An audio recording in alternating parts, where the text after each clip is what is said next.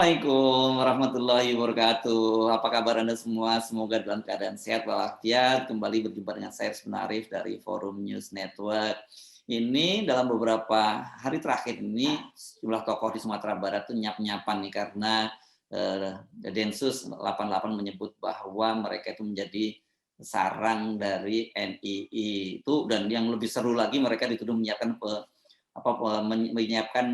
untuk menjatuhkan Presiden Jokowi dan modalnya dengan golok itu. Nah ini menarik, mulai dari Fadlizon, gubernur, semua juga protes gitu. Kan gubernur bilang nggak ada sejarahnya jadi sarang NII di Sumatera Barat. Nah tapi yang saya agak terkejut ini adalah pernyataan dari seorang pengamat terorisme ini. Beliau ini dosen di Universitas Malikus Saleh Banda Aceh dan di Lok Sumawe, ini bahwa dia menduga ini kemungkinan ada kaitannya dengan wacana 3 periode. Ini kalau yang ngomong Bung Al Haidar soal terorisme, saya itu langsung garansi, saya percaya karena kapasitas beliau soal ini mesti diakui. Nah, saya akan mengajak Anda untuk mendiskusikan ini lebih jauh dengan Bung Al Haidar. Assalamualaikum Bung Al Haidar. Ya, Waalaikumsalam, Mas Hersu ya. Ya, gimana? Segar ini kelihatannya, Ramadan sudah pertengahan tapi masih segar. Ya. Oke, langsung kepada persoalannya. Bagaimana Anda sampai pada satu kesimpulan itu? Satu, Anda menduga bahwa kemungkinan Densus itu salah salah identifikasi, salah tuduh gitu. Bukan NII sebenarnya yang dimaksud. Dan kedua, ya agak yang saya tadi sebut soal dugaan ini, kalau orang menyebutnya pengalian isu. Tapi kalau yang Anda sebut ini justru justifikasi untuk skenario 3 periode. Ya, saya kira memang saya memiliki database tentang seluruh jaringan negara Islam Indonesia dengan 18 faksi bahkan sekarang ya. Jadi tersebarnya di mana saja, sampai ke provinsi apa saja, kota-kota apa saja, kabupaten apa saja, sampai kecamatan dan juga desa ya. Dan itu sudah lama saya kumpulkan, tidak hanya NII, tapi sebenarnya adalah yang saya kumpulkan itu adalah database terorisme. Ya. Karena JI, misalnya JAD, MIT, ya, termasuk juga OPM, ya. OPM itu juga termasuk teroris yang perlu diperhatikan juga, dan sebagai peneliti atau pengamat masalah ini, saya tidak boleh luput ataupun abai ya terhadap perkembangan data-data terbaru, terutama data-data yang saya masukkan lewat SPSS maupun KIGIS ya. Dan itu semuanya membantu saya untuk studi dan pekerjaan saya dalam bidang analisis terorisme. Dan saya melihat bahwa ketika munculnya berita tentang ditangkapnya 16 orang di Sumatera Barat, pada waktu itu pihak kepolisian belum menyebut jaringan apa, dan itu aneh sekali. Itu baru terjadi pada waktu itu sekitar seminggu yang lalu ya.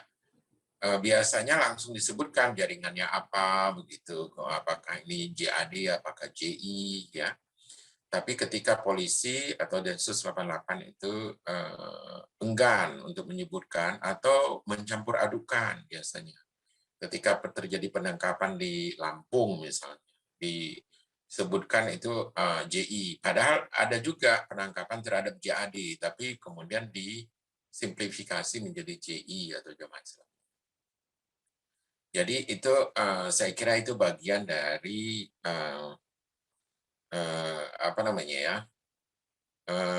pengelabuan data atau informasi publik ya, yang harusnya disampaikan secara lebih terbuka, karena itu adalah hal yang biasa. Kemudian nama-nama orang yang ditangkap seharusnya jangan memakai inisial ataupun alias, tapi lebih langsung ke nama langsung begitu. Mengenai ada implikasi yuridis di belakangnya itu bisa diselesaikan, karena sebagai lembaga negara yang dibiayai oleh dana publik ya dengan pajak rakyat itu sebenarnya bisa dipertanggungjawabkan, tidak ada masalah.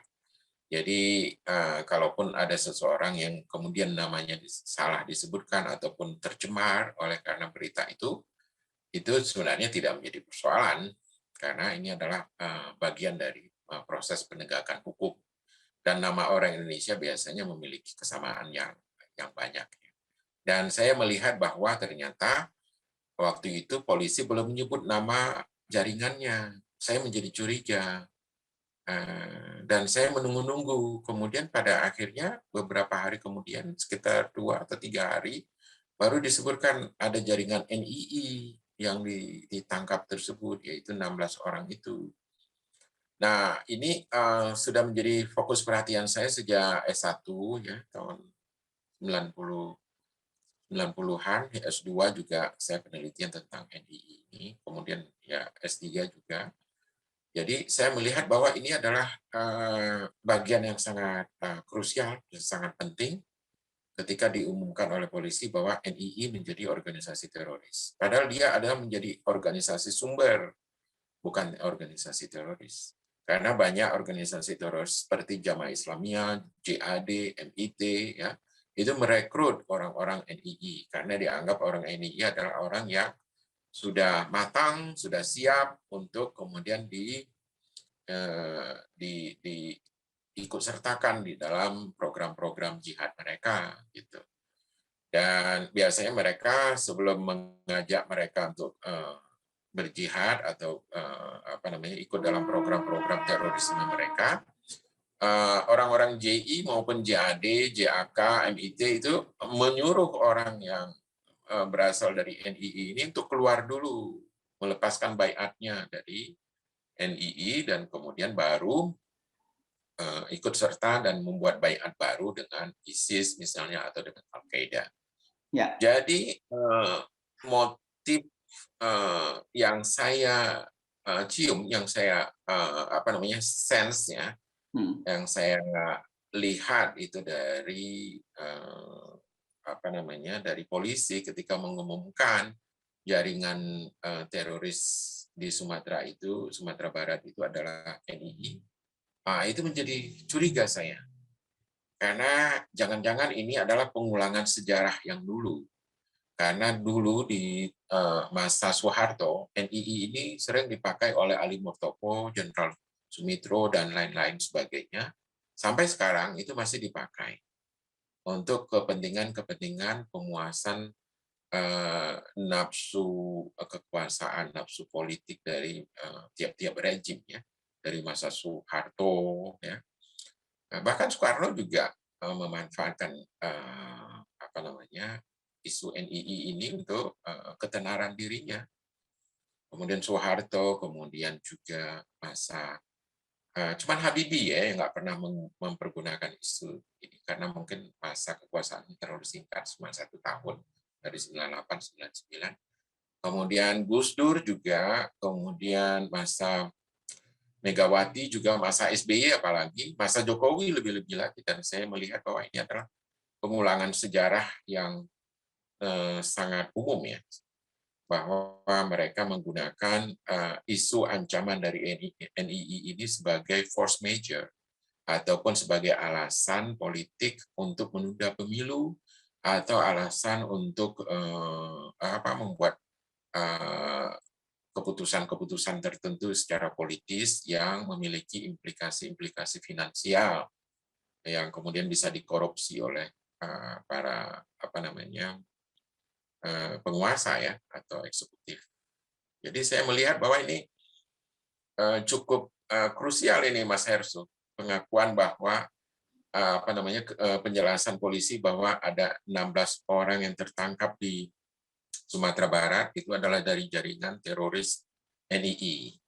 Kemudian menyatakan bahwa itu ada 1.125 orang yang ditangkap, yang merupakan anggota dari NII, kelompok teroris NII di Sumatera Barat. Dan setelah saya cek dengan database yang saya miliki, ternyata NII tidak ada di wilayah Darmasraya dan juga Tanah Datar. Kalau wilayah-wilayah lainnya ada, seperti di Bukit Tinggi, Padang, Sawah Lunto, dan sebagainya itu ada. Jadi ketika itu diumumkan, kemudian ada satu kealpaan dari pihak kepolisian dalam mengumumkan NII yang faksi mana. Gitu. Itu menjadi kecurigaan kedua saya. Ya, ya, ya. Jadi apa maksudnya ini? Jangan-jangan ini pengulangan sejarah lagi masa Soeharto. Dia mengundurkan pemilu yang seharusnya dibuat tahun 69, itu jadi tahun 71, dan itu karena ada isu NII katanya juga. Masa Soekarno juga begitu. Jadi pemilu 1955 itu adalah pemilu yang terlalu lama, yang seharusnya bisa terjadi setelah 49, setahun 50 itu sudah bisa ya. Tapi diundur itu sampai 55 itu karena memang ada alasan NII gitu. Jadi NII ini dipakai oleh semua rejim untuk sebagai bancaan, sebagai alasan untuk mereka memperpanjang term presidential term ya, masa kekuasaan. Ya. Jadi mereka ini sebenarnya korban objek penderita gitu ya. Dan tapi pertanyaan saya adalah apakah mereka ini digunakan dengan sadar gitu ya, atau jadi ada kerjasama memang di antara mereka gitu. Ini jadi semacam sel yang dihidupkan ketika dibutuhkan, atau mereka sebenarnya tidak sadar gitu dan kemudian digunakan sebagai alasan oleh rezim untuk terus dengan segala macam kepentingan dari rezim. Ya, faksi-faksi yang dipakai oleh faksi-faksi NII ya, yang dipakai oleh pemerintah dari sejak Orde Lama, Orde Baru ya, itu sebenarnya sudah tercatat dalam sejarah. Masa Orde Lama ada faksi Haji Engkar di Bogor, kemudian faksi apa gitu satu lagi di Bandung yang dianggap sebagai menerima senjata dari Westerling.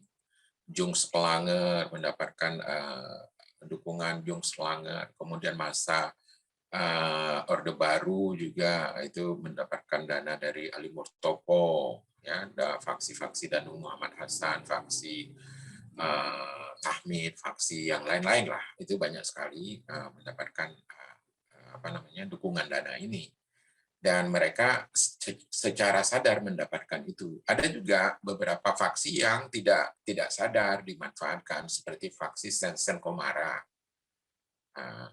Kemudian faksi Zakaria, itu juga tidak sadar bahwa mereka dimanfaatkan. Itu dalam program atau pola pancing jaring ya. Jadi itu pola yang dibuat oleh Ali Murtopo dulu. Dan itu masih program itu masih bertahan hingga hari ini.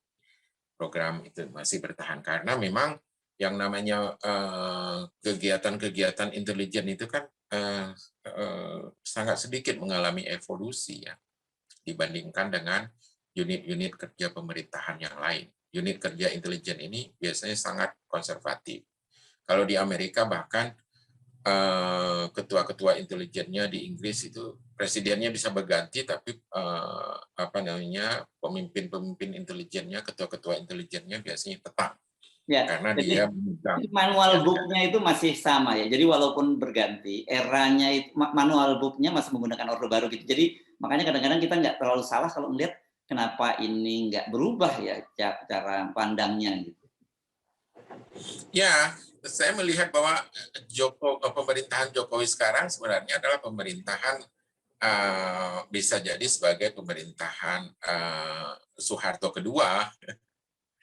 Jadi Orde Baru jilid 2 begitu, karena menerapkan pola-pola totalitarianisme atau otoritarianisme yang mirip-mirip gitu, hampir sama begitu. Jadi cara manajemen kekuasaannya juga cenderung lebih mirip begitu. Jadi saya kira memang terutama dalam mempergunakan dan memanfaatkan kelompok-kelompok Islam radikal ya. Kalau NII memang Islam radikal, tapi dia bukan teroris. Yang teroris itu adalah pecahannya. Pecahannya seperti yang sudah keluar dari NII, dan itu disebut kualat ya. misalnya JI itu keluar dari NII. Ya, Jamaah Nah, Islamiyah ya. Jamaah Islamiyah, kemudian pecah menjadi JAT, kemudian pecah menjadi JAD, Ya. kemudian pecah lagi menjadi apa namanya MIT lagi, banyak macam. Ya, Hmm. jadi itu semua faksi-faksi kualat lah. Ada Oh, juga faksi muslimin. kenapa disebut Artinya sebagai faksi kualat? disebut faksi kualat itu karena mereka itu apa namanya seakan-akan memperjuangkan Islam, tapi pada akhirnya mereka dipermalukan oleh sikap mereka yang pada akhirnya menerima Pancasila. Oke. Jadi yang tadinya menjadi singa jihad, tahu-tahu menjadi kucing. Oke. Jadi itu yang apa namanya, yang disebut sebagai kualat ya. Nah, Banyak yang keluar dari NII itu, KW9 juga misalnya. Gavatar ya. juga, kemudian Milata Abraham juga seperti itu. Kemudian banyak organisasi-organisasi lainnya yang keluar itu yang dianggap organisasi kualat. Dan Oke. Ya. Yang Anda tadi maksudkan itu, jadi ini sebenarnya induknya itu semua adalah NII ya, Negara Islam Indonesia ya. Kemudian muncul jadi yang Anda maksud 18 faksi tadi termasuk itu atau NII sendiri punya 18 NII faksi? sendiri punya 18 faksi. Yang tadi yang saya sebutkan itu yang sudah keluar dari NII, tapi dulunya berasal dari NII. Gitu. Jadi makanya oleh Sidney Jones dan beberapa peneliti lainnya juga termasuk Salahuddin, untuk meneliti terorisme di Indonesia harus mempelajari the origin apa of species ya, the origin of species atau evolusi genealogi terorisme itu asal muasalnya memang dari kelompok Darul Islam ataupun Negara Islam Indonesia. Tapi dia adalah sebagai Mother Earth, sebagai induk ya, organisasi induk gitu. Jadi dia sendiri bukan kelompok teroris karena dia adalah kelompok radikal yang memang bentuknya negara dan bukan aliran sesat karena dia tidak berbentuk sektarian. Jadi karena dia terdiri dari banyak pendukung, ada pendukung dari tradisional, kelompok-kelompok NU, Al-Wasliyah, dan sebagainya, ada kelompok dari kelompok Muhammadiyah, ada kelompok modern, ada kelompok Al-Irsyad, macam-macam itu juga ikut mendukung Ide tentang negara Negara Islam Islam. Indonesia itu ya. Ya, dan itu diproklamasikan tahun 49 oleh SM Kartosuryo yang merupakan temannya Soekarno ketika di in the coast Surabaya ya. di Surabaya ya, di rumahnya Hoto Praminoto di Gang Peneleh ya. Ya, di Peneleh. Ya. Oke.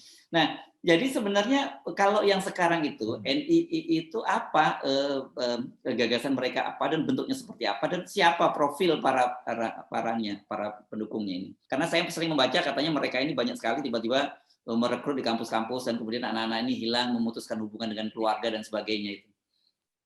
Ya, itu faksi KW9. Ya, memang itu yang direkrut oleh faksi KW9, dan faksi KW9 itu adalah faksi yang palsu sebenarnya. Nah, faksi palsu itu sebenarnya adalah faksi yang boleh dikatakan faksi yang dipakai oleh Orde Baru sampai pada hari ini di Indramayu, mendirikan pesantren terbesar di Asia Tenggara di Indramayu ya, namanya Ya, Al Zaitun. Al Zaitun ya. Ya, Al Zaitun, dan itu menjadi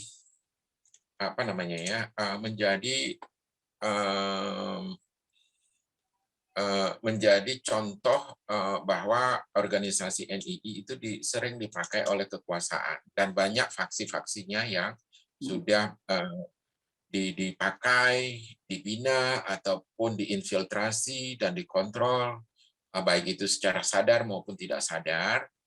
Dan seringnya itu sadar ya, yang cuma 2 fraksi yang tidak sadar dipergunakan oleh oleh kekuasaan. Jadi saya kira ini memang sudah merupakan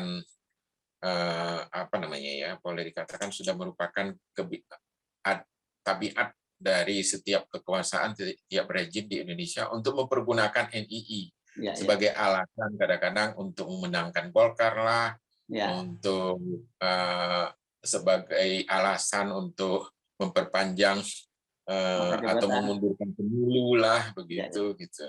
Oke. Dan itu sering terjadi.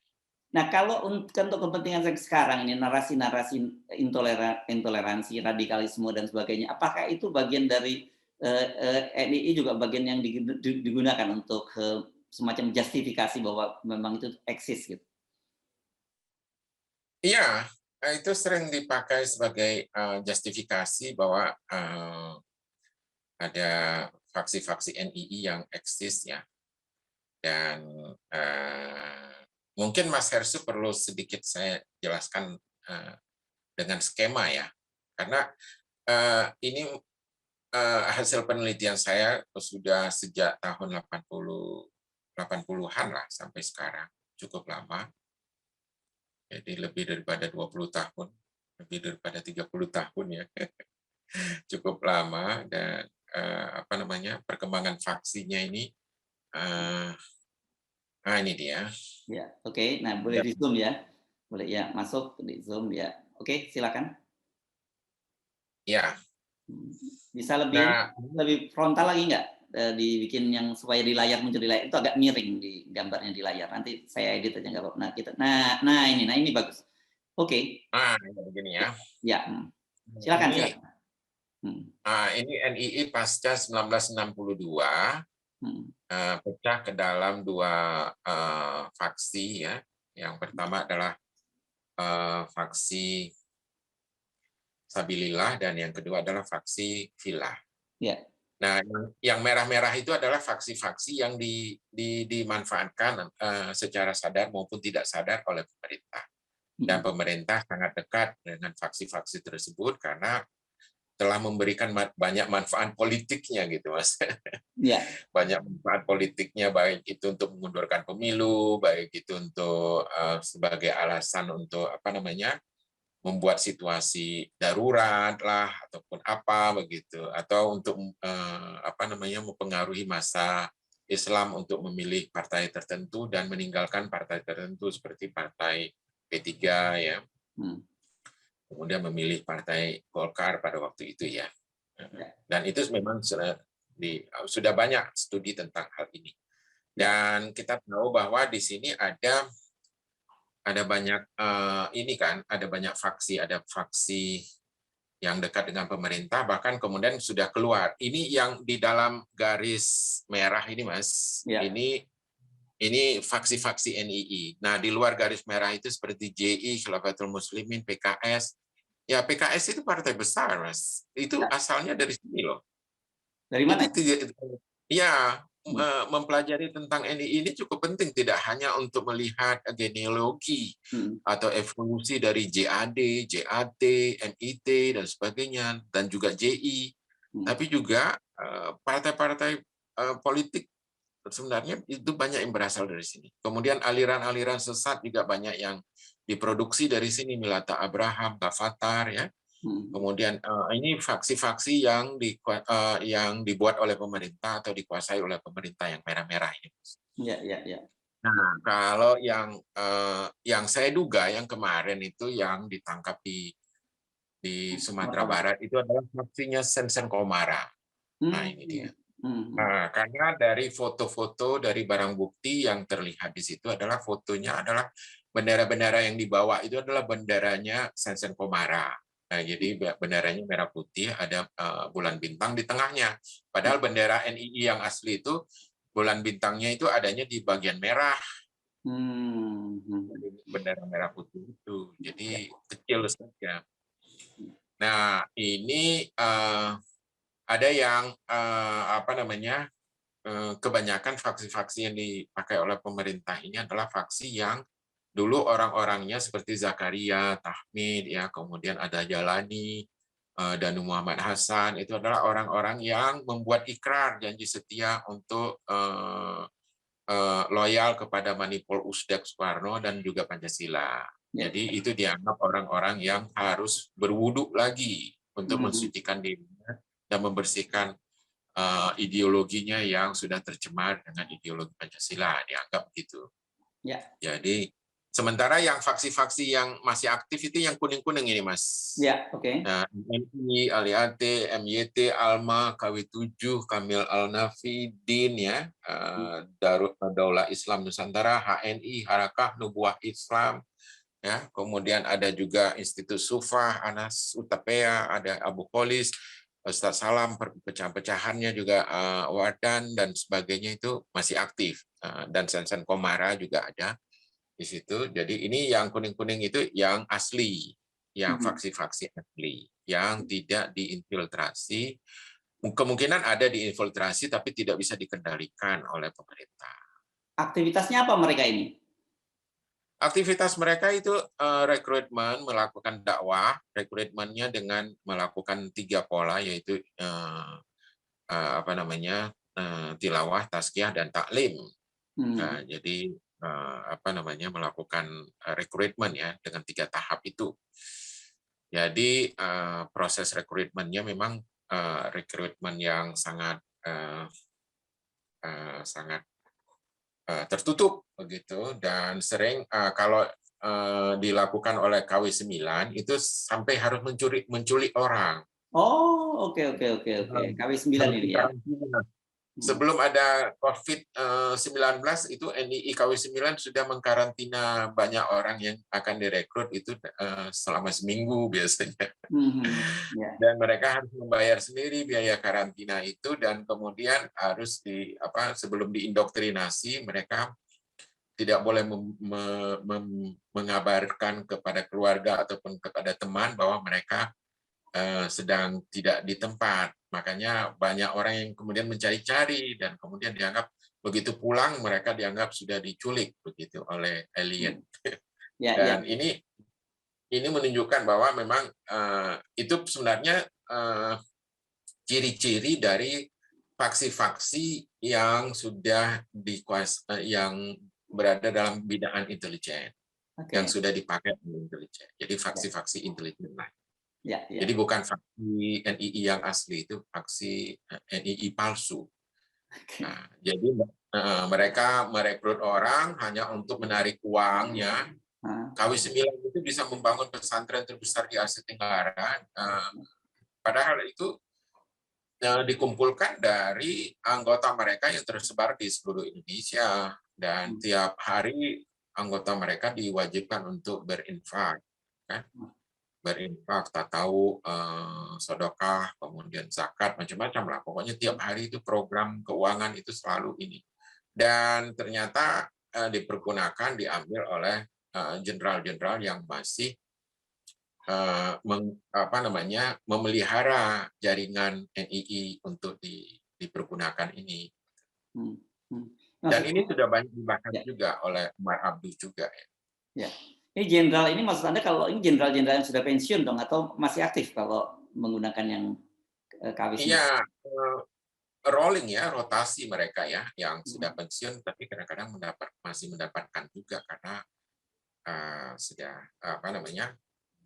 karena ini kan non budgeter ya, karena bagian dari pendapatan non budgeter yang jumlahnya bahkan lebih besar dari budget keorganisasian ketika mereka masih aktif, saya kira. Jadi ini juga bisa dibaca dalam bukunya Haryono ya, tentang Jenderal Sumitro. Di situ diungkapkan. Oh, oke. Nah, sebenarnya apa kalau yang ide dasarnya dari sekarang yang KW asli itu, maaf, NII Negara Islam Indonesia asli itu apa, dan kemudian yang mereka palsu ini apa ini yang membedakannya, Bung Al-Haidar? Iya, yang membedakannya itu kalau yang NII yang asli itu biasanya mereka tidak begitu nggak begitu berani ya, nggak begitu nggak begitu berani dan nggak begitu masif ya, karena mereka takut ditangkap. Tapi kalau yang NII palsu ini kan mereka karena sudah berada dalam program pemerintah, itu mereka lebih berani gitu, nggak ada yang tangkap karena mereka menjalankan sebuah misi intelijen gitu. kan. Hmm. Dan Oke. saya kira memang ya. Tadi kan Anda menyebut Ini yang di Sumatera Barat itu Anda menduga itu vaksinnya Saman siapa tadi? Saman Komara ya? Sensen Komara. Oh, Ya, Sensen Komara. Sensen Komara, dan itu Anda kalau dari grafik yang Anda sebut dan Anda kelompokkan dalam merah, itu artinya mereka sudah dalam binaan dong. Nah, menjadi betul itu ya? Ya, Nah, menjadi ya betul. pertanyaan, kenapa mereka kemudian ditangkap kalau mereka sudah dalam binaan? Ya, ditangkap tapi tidak bisa dipenjara. Dan Oh, banyak juga yang banyak juga yang orang-orang ketika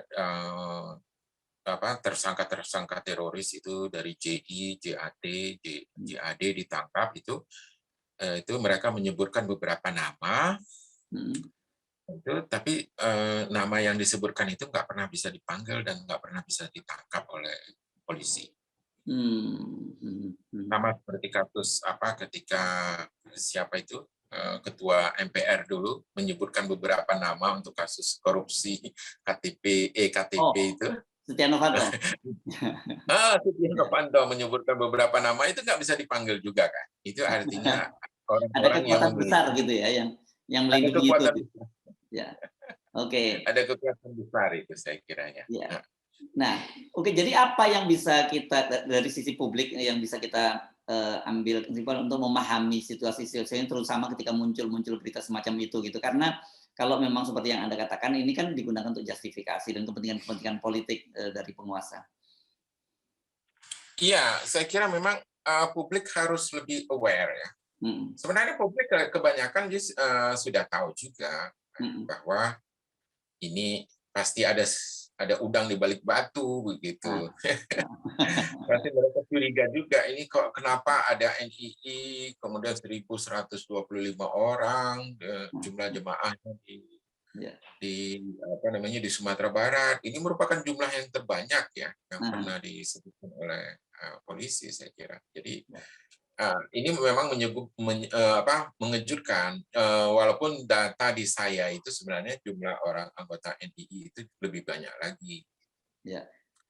Dan tapi menurut kategori yang saya buat, NII itu tidak terlibat dalam terorisme. Jadi dia itu boleh saja beredar ke mana saja, NII itu, karena dia bukan teroris.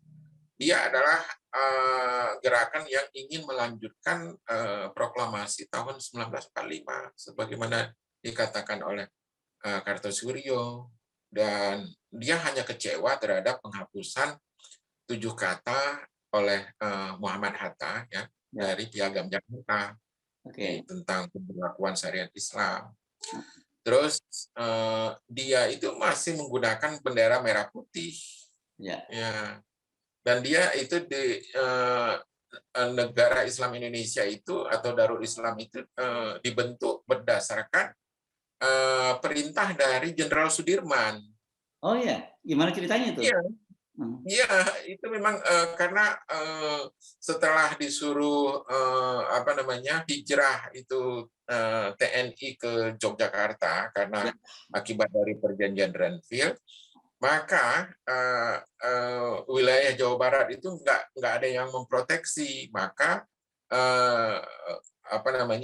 Jenderal Sudirman menyuruh kepada Kartosuryo untuk membentuk dan mengaktifkan kembali Hizbullah dan Sabilillah untuk melawan Belanda pada waktu itu. Jadi dibentuk itu untuk melawan Belanda, bukan untuk melawan TNI gitu. Tapi ketika TNI mendapatkan dana bantuan dari perjanjian Stiker dan Hatta namanya ya. Jadi itu kemudian untuk disuruh menyerang pasukan-pasukan liar yang telah membunuh banyak pasukan Belanda di Jawa Barat.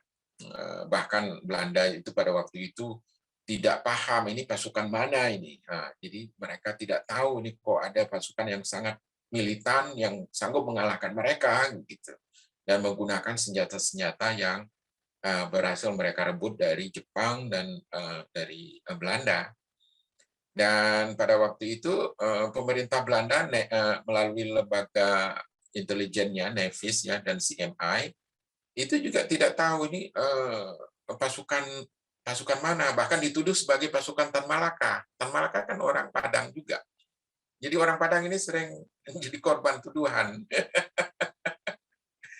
Jadi, aduh, akhirnya ya padahal lembaga intelijen Nevis dan CMA itu memiliki dana yang cukup besar, tapi bisa goblok begitu.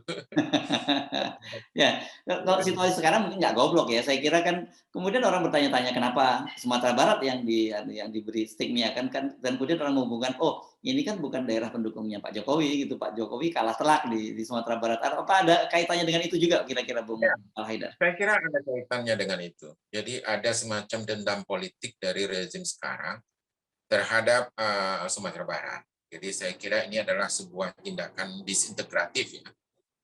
Ini sebuah sikap atau perilaku disintegratif dari seorang pemimpin ya. Dan ini nggak layak disebut sebagai pemimpin karena dia sudah menyebarkan sikap-sikap dan strategi disintegratif terhadap bangsanya sendiri. Jadi saya kira ini perlu diwaspadai juga ya karena apa namanya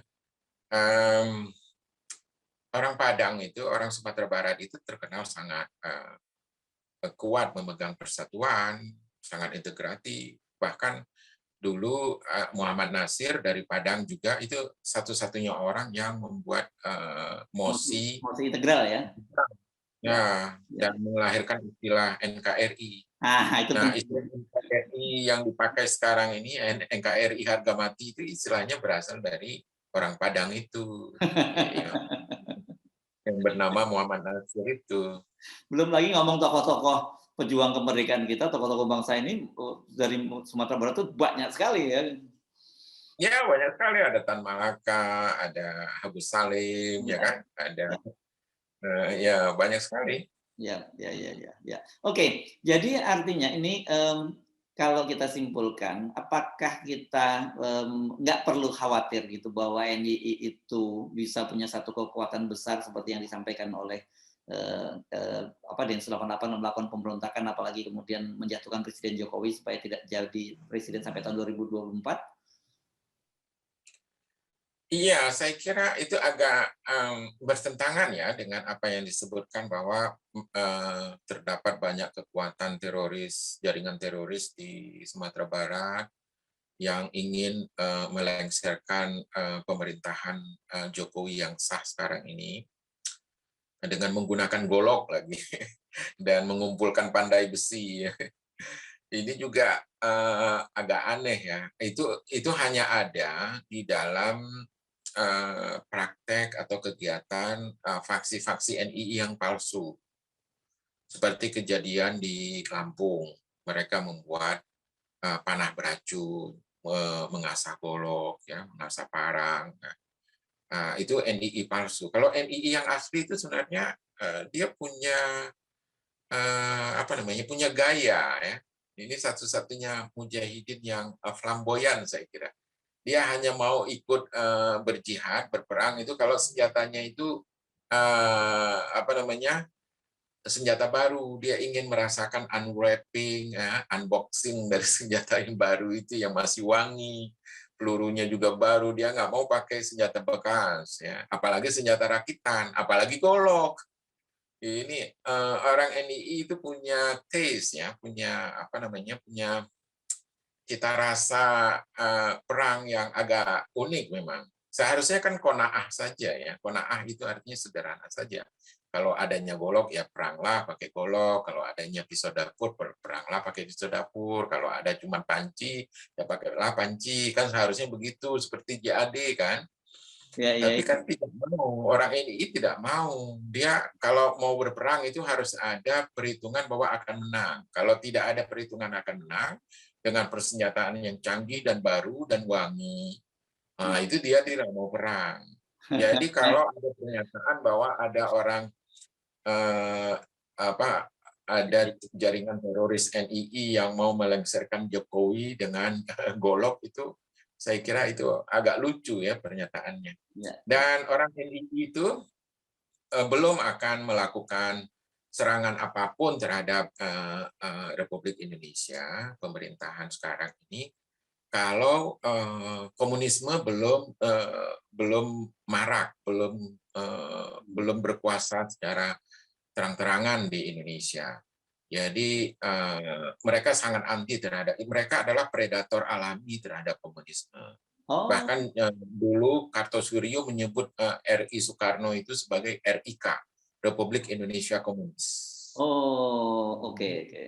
Satu sekarang mereka tidak akan melakukan serangan apapun atau merebut kekuasaan apapun dari Jokowi sampai jumlah mereka 1:10 atau 1:2, artinya 50%. Kalau mereka sudah berhasil merekrut rakyat Indonesia sampai 50%, 270 juta berarti sekitar 130. 14 juta ya.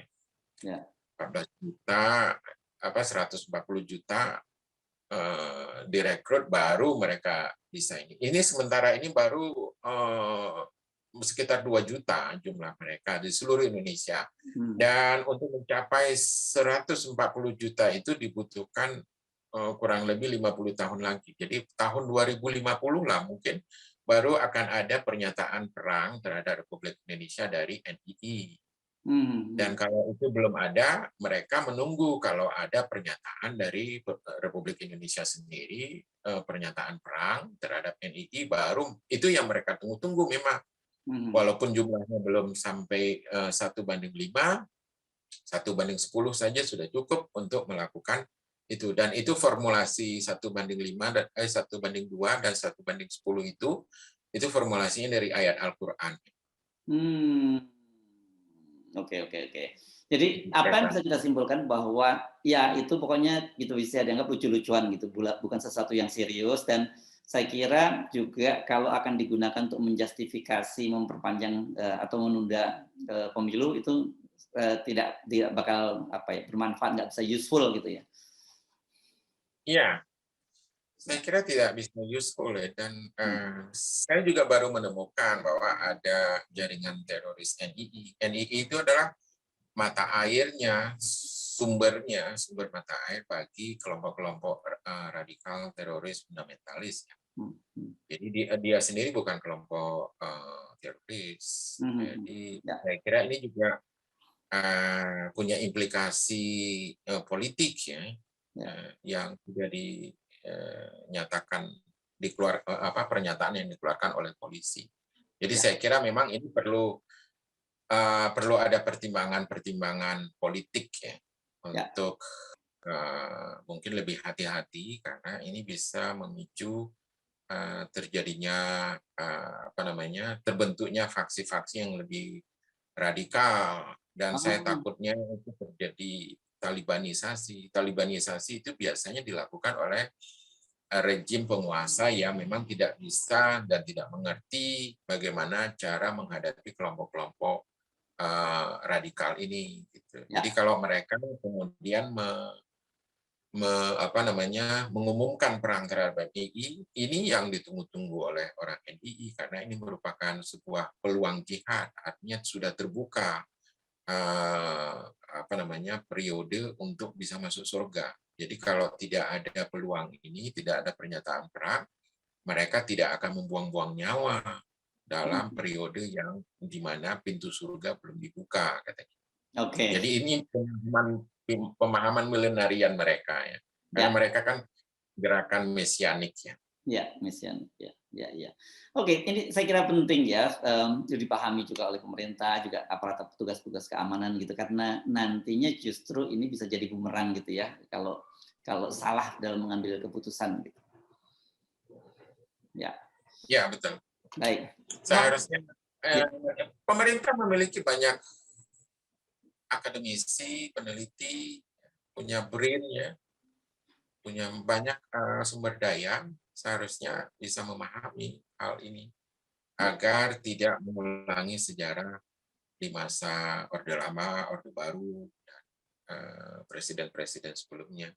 Karena kalau salah-salah mempergunakannya hanya untuk memuaskan nafsu ingin memperpanjang masa jabatan ya, dan ingin mengundurkan pemilu, ini Ya. akan berakibat fatal terhadap negara ini, akan terjadi chaos ya, atau perang yang perang saudara yang tidak berkesudahan.